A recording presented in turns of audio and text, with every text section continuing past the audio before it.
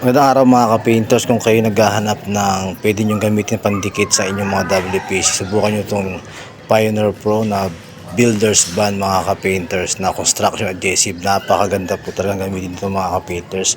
Gamit lang po tayo dito ng ating sealant gun sa pag-a-apply ng builder's band.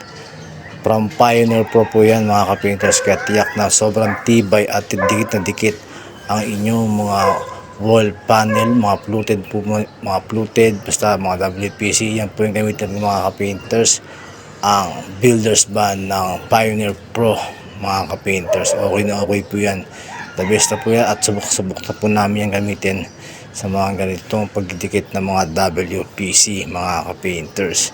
Nakita nyo naman, ganyan na paglalagay ng builder's band. Nakita nyo po, ganyan lang, lalagyan lang natin lahat ng part ng likod ng WPC. Yan na po mga ka-painters, nakabit na po natin ang ating WPC sa ating dito sa project.